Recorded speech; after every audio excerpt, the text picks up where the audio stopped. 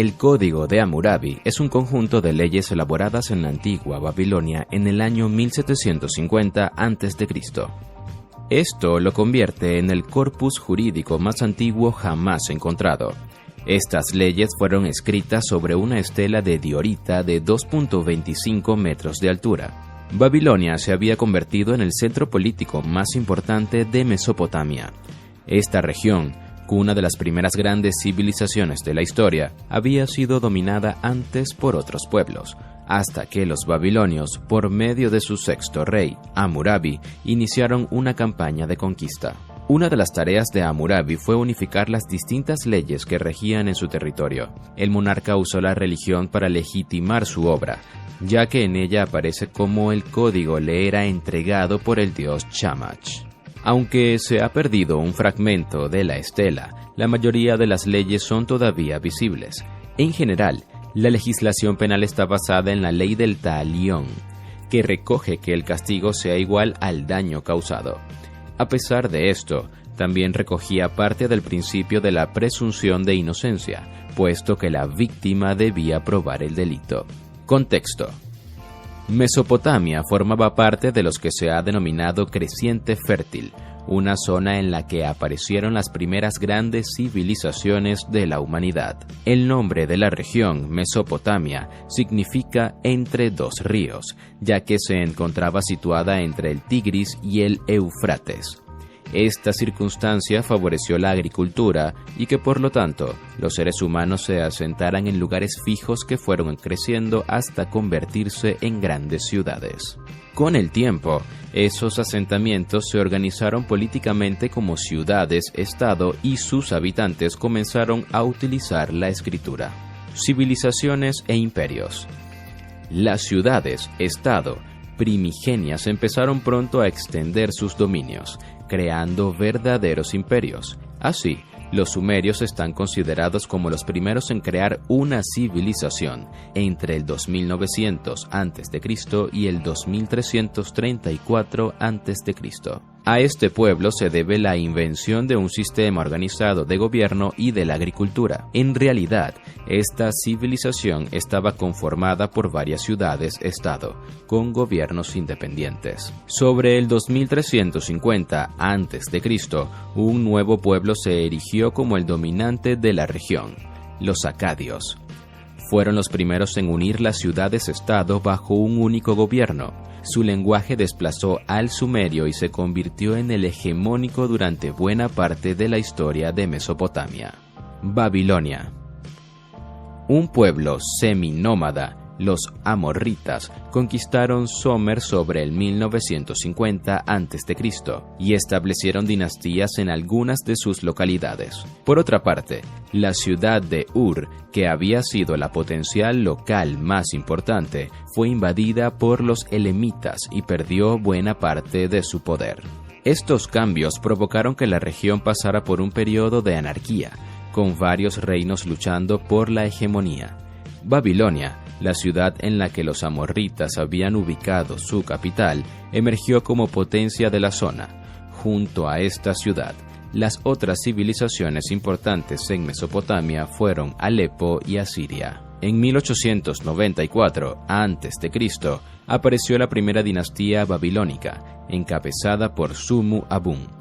Sin embargo, fue el sexto rey de esta dinastía, Hammurabi, el que consolidó el poder de Babilonia en toda la región. Hammurabi.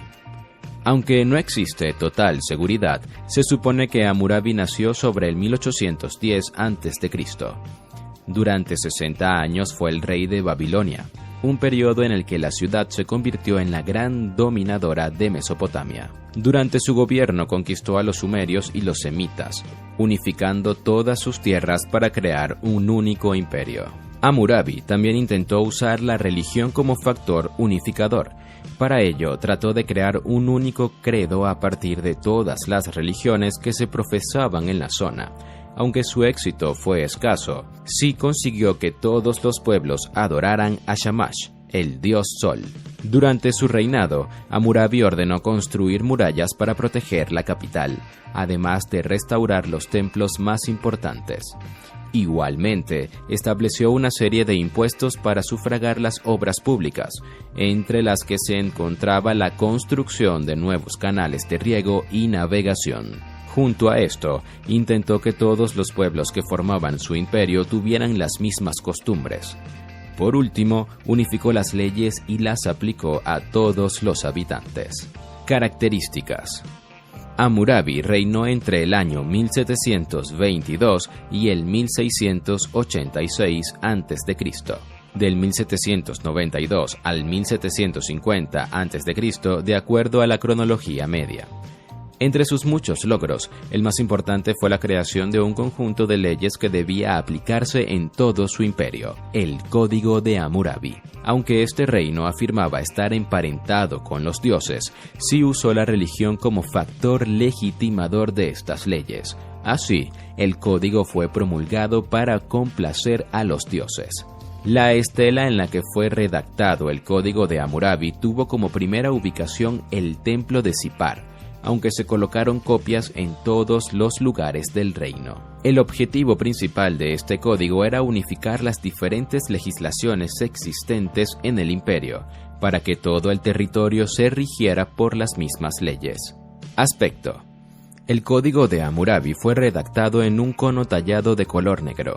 El material fue roca de diorita y mide 2.25 metros de altura. La circunferencia en la parte superior mide 160 centímetros, mientras que en la base llega a los 190 centímetros. En la zona superior de la estela aparece un bajo relieve en el que se puede ver al propio Hammurabi recibiendo las leyes del dios del sol y la justicia, Shamash. Las leyes se encuentran en la zona inferior de la estela, dividida en 24 columnas en la cara frontal y 28 en la posterior.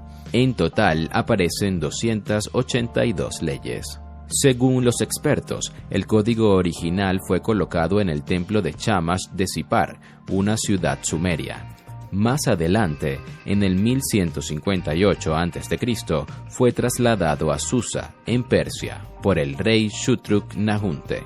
Lenguaje. Las leyes recogidas están redactadas en el lenguaje acadio, ya que la intención era que cualquier persona pudiera entenderlo. Según los expertos, existe una diferencia de estilo entre el prólogo y el epílogo, con una escritura más cuidada y el resto de los textos. El texto de la estela fue redactado en primera persona.